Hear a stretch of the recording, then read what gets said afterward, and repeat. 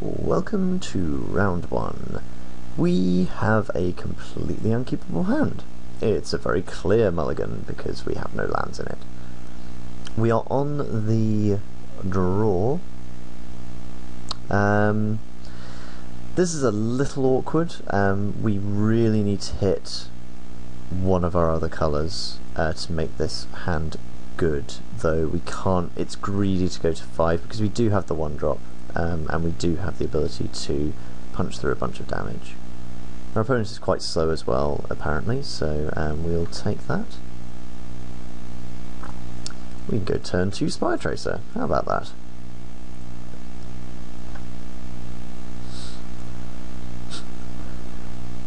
If our opponent... I would assume that that is a splash. I don't like playing Boros Skillgate in a Boros deck. I think that's a mistake. The only time it's ever good to have the Boros Skillgate is on turn 1, which doesn't always happen. He has a True Fire Paladin, which is going to beat down for significantly more than we're hitting him for, so somehow we have to deal with that. We really need to hit a red source next, because then we can actually just kill the True Fire Paladin and be very happy. At the moment we are just playing Spire Tracer deck, and we're just playing mono green as well, which is awful. A Boros Skillgate off the top would be a little awkward, though it would then allow us to play Aurelius Fury, which is always... No, it wouldn't. No, I'm telling a lie. It wouldn't allow us to do that because opponent's playing Firefist Striker before combat. That's obviously a mistake. I realise we're not blocking anyway, but he could have at least given the impression that he was going to... Scar Guildmage. This isn't good. So we're taking 6 next turn unless he wants to develop his board even further. Really need that red source right now. I guess we could have gone down to 5. This hand was fine as long as we drew any land that wasn't a forest. And apparently that was too much to ask. I think we're probably just losing here, unfortunately.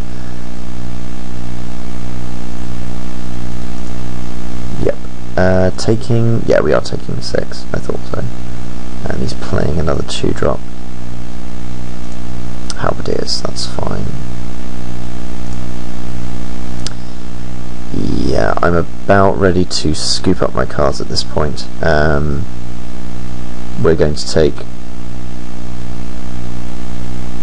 we're going to take 5 next turn and be down a creature. Then if we do hit an Arrows of Justice, we're then taking another 5. I guess not, because we can block here. But we can't really, because we have to block the True Fire Paladin. This is the thing, we're going to take such a lot of damage from that. If we block this Firefist Striker, we're taking 9. And it has to be a mountain or we are dead. If it's not a mountain, then we sort of stabilise, but not really, because we will then have run out of board presence. Though I guess that's not terrible, because then we drop Gorklam Rampager. It's not over yet, but we do have to draw a mountain. If we don't draw a mountain, we then concede. Absolutely concede.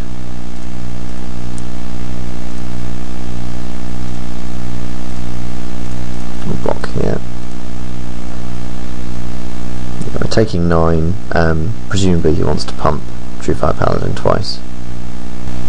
No, not at all. Okay. Well, he's got a 5-drop then, probably a Night Watch.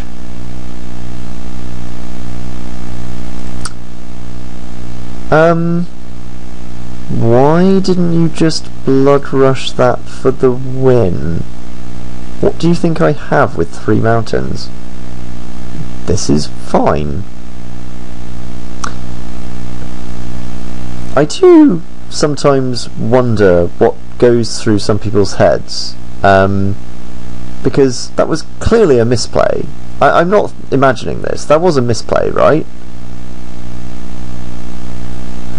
People are very interesting.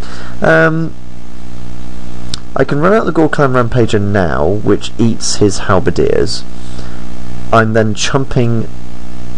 Well, I'm chumping one or the other. It doesn't matter which I chump because either of them are doing me for 6. I would then be, well, sort of getting back into it. I think I played the Gorklan Rampager first in either case.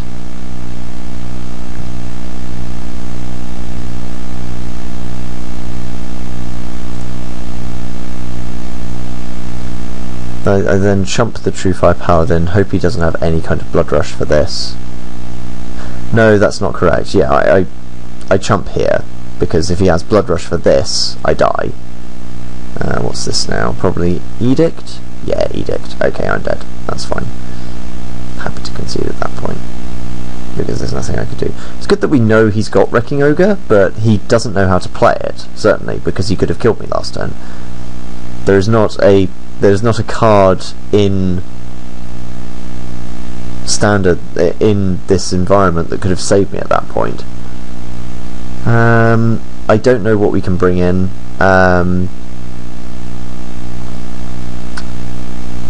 We just need to not be terrible with our mana. We will play first. This is a bit awkward, but it does have a 2-drop and a 3-drop, so we'll keep it.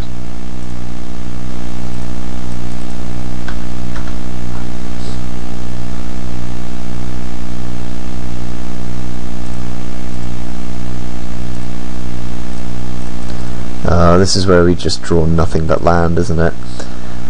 This would make me very sad indeed, if that were the case.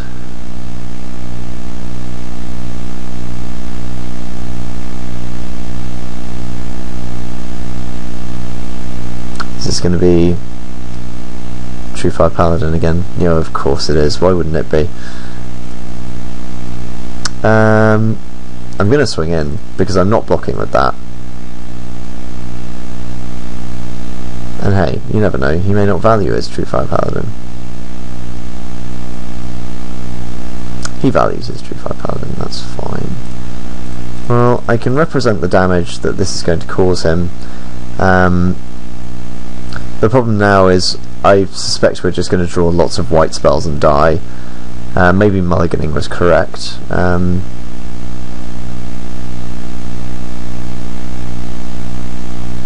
Maybe our deck isn't very good. Maybe I misread everything again. Generally happens when I record. Yeah, of course he attacks, that's fine. We don't block, we probably take 2, he develops his board. Yeah. True Fire Paladin never gets pumped in the early stages unless you want it to. Here we will swing in with both. The alternative is to hang back and Martial Glory, because we could wipe out his board. I think I'm in favour of that, because he will swing in. If he has a Sky Knight Legionnaire, that's slightly more problematic for us, but here we'll happily throw Slaughterhorn under the bus there and Bomber Core here. We'll then be able to save the Slaughterhorn completely. He may just swing with the True Fire Paladin. Yes, he does, that's fine. That being the case, I think I still want to put Slaughterhorn under, because he'll invest all of his mana into killing the Slaughterhorn. Or will he? No, either way he just has to put 2 mana into it to give it first strike. So the alternative is to double block, which is probably correct. Let's double block.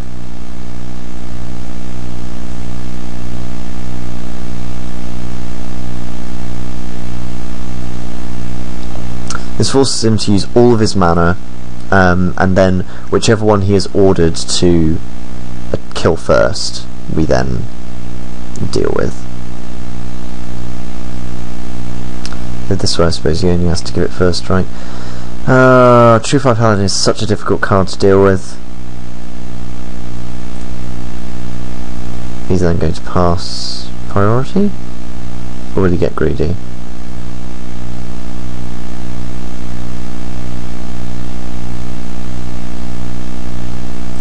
Okay, well, we're putting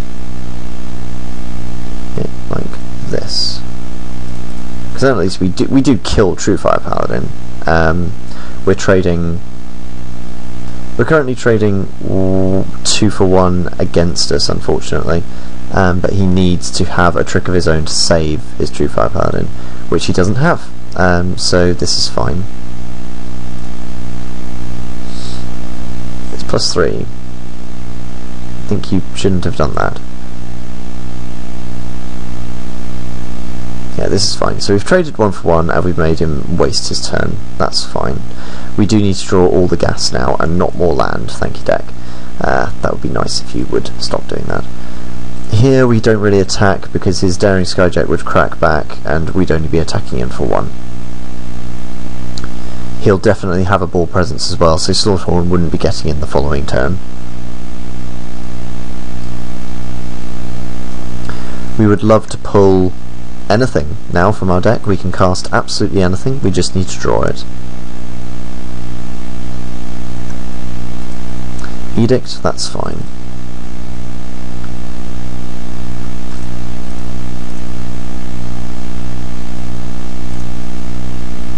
Zertar Swine, that's a fantastic thing to draw, so we will certainly run that out.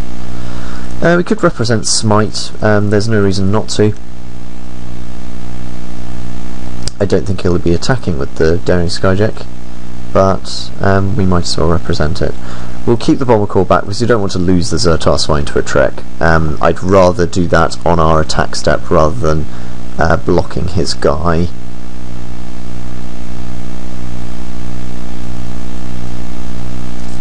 Because then at least if he doesn't have it we get in 5 points of damage. Okay, 2 Daring Skyjacks, that's fine.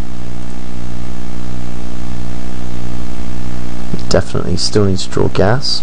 It's not exactly the gas we're after, but we'll swing in with the Zertar Swine here.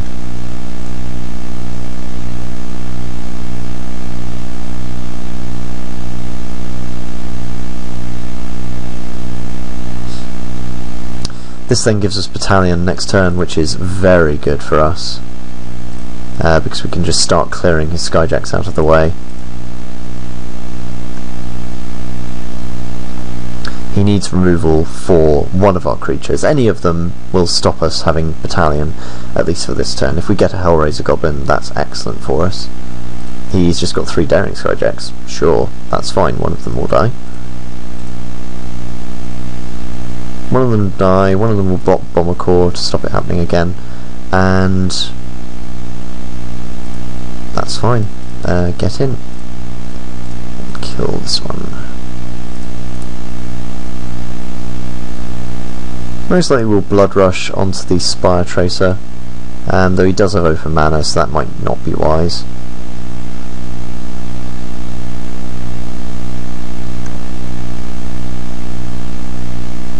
Are you going to double block? Yeah, you are. Okay, that's fine. Here I will just do him for 2, because at the moment I'm trading 2 for 1 and getting back some of the card advantage. Yes, that's fine. Run this out. We'll keep the Scorchwalker back because we do want to Blood Rush onto Spire Tracer or something like that. He'll most likely have some kind of Warjack Halberdiers or something like that, which won't die to Bomber Core. I can't imagine he won't have a 2 toughness creature, because that's a lot of Daring Skyjacks already. Or he may just have another Daring Skyjack, I suppose. No, he has a Scorchwalker of his own. Well, that was a shame. It's a shame that Scorchwalker ended up not being the play I wanted. We do now have a Rubble Hulk. Is he dead from that? That's +7. +7 and +5. Yup, he's dead to that. So let's swing in with both.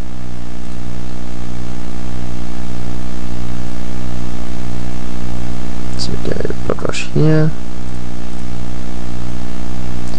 In fact, no, we Blood Rush here with the Scorchwalker first.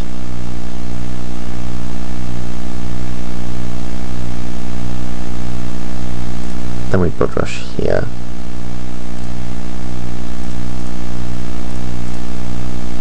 Are you dead? I hope you're dead.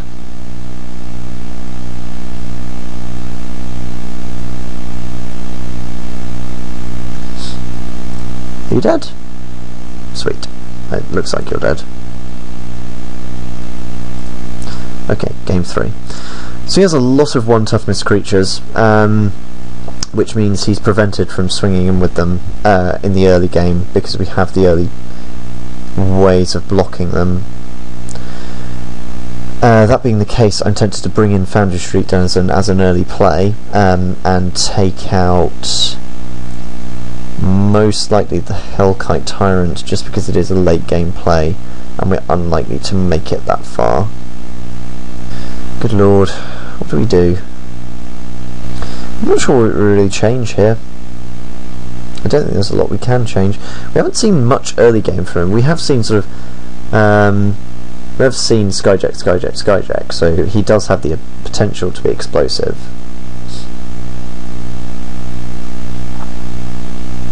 And ours is a slightly more grindy game. No, we'll leave it as it is, and we'll just see how this goes. This is a keeper. We have an excellent answer to multiple Skyjacks, and we've got a turn 3 play.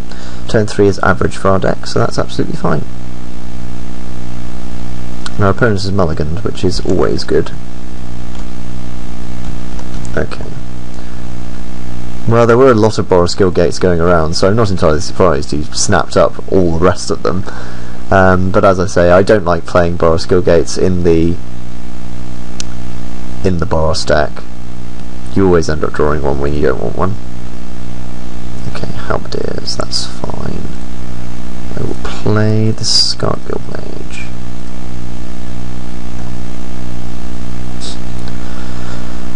We may wish to trade, just because it keeps him off Battalion long enough for us to be able to get to our slightly later game, to our Zertar Swines, etc. The Guild Mage may not do a whole lot early game. Okay, he's just trying to assemble Battalion, that's fine too. Here we can play the land, and he's got 6, so that would give 6 toughness, so it's not really any good to be doing that. So we'll just play Slaughterhorn and pass, I think. Next turn we can Homing Lightning anything important. If he happens to get Battalion, then sure, we take 8, presumably.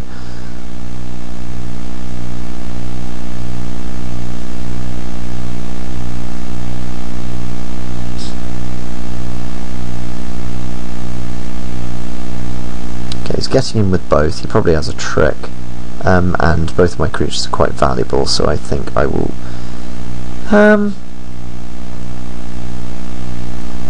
no, I think I trade.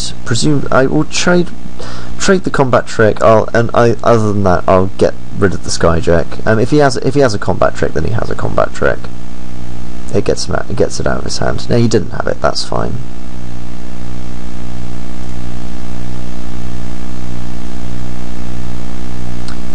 We'll attack him for 2. Then we'll drop Armoured Transport, which blocks his Halberdiers quite well, and if he chooses not to attack, then that's brilliant.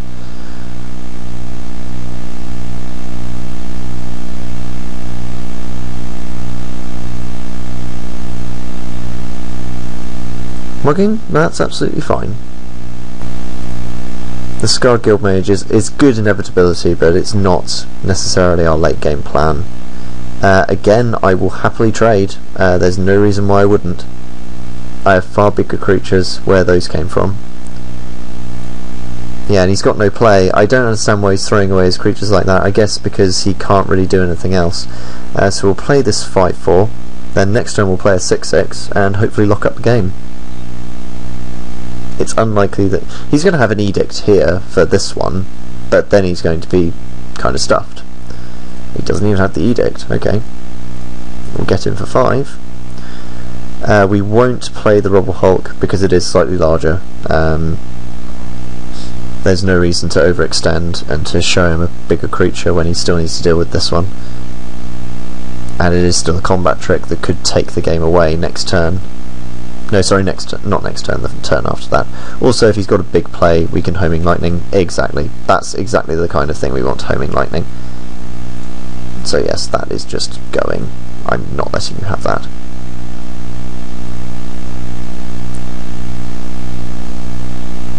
Now we've probably got locked up the game. It's unlikely he has anything else we need to worry about. Even Aurelia, I think we're fine with. So now we'll just run out Bomber Core, and next turn we have him dead from the Blood Rush on one of the creatures.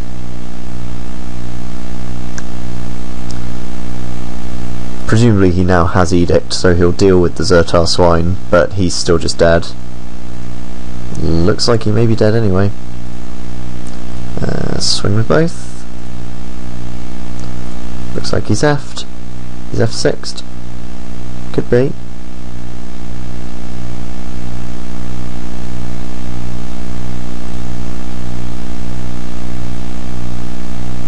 Great. Got there. See you in round 2.